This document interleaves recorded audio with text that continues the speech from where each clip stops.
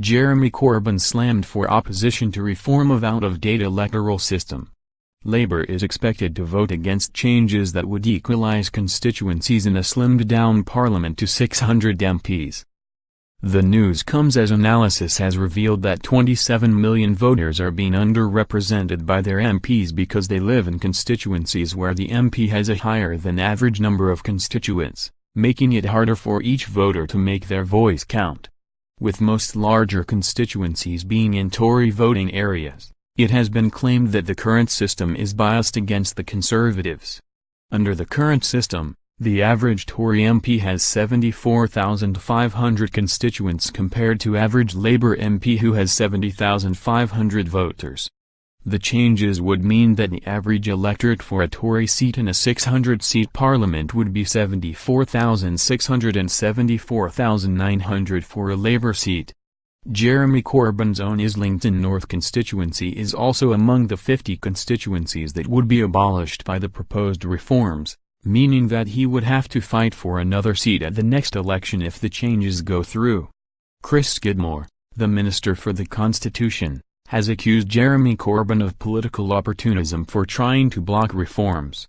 Mr. Skidmore added that any future general election result would be tainted without such changes being made. Analysis from The Telegraph has shown that the average electorate in a constituency in the UK is 72,055, based on the electorate in the 650 seats at this year's general election. It is understood that 347 constituencies have an electorate larger than this, which affects 27 million people. Mr. Skidmore said, "This new research revealed by the Daily Telegraph reinforces the need for up-to-date and equal boundaries. It is an affront to democracy that 27 million people are underrepresented, and it is disappointing that the Labour Party are trying to disenfranchise them yet further."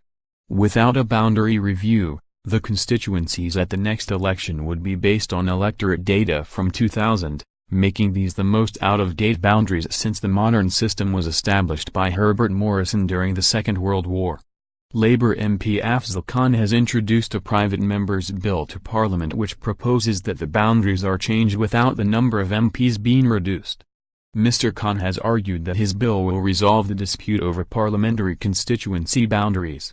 He said, "This is a debate about our democracy. The government is trying to reduce the number of MPs at a time when our workload is increasing with Brexit." Earlier this week, a Labour Party spokesman said, "Everyone agrees that a boundary review is needed, and Labour stands ready to work with other parties to ensure it goes ahead in a way that benefits our democracy and not just the Conservative Party."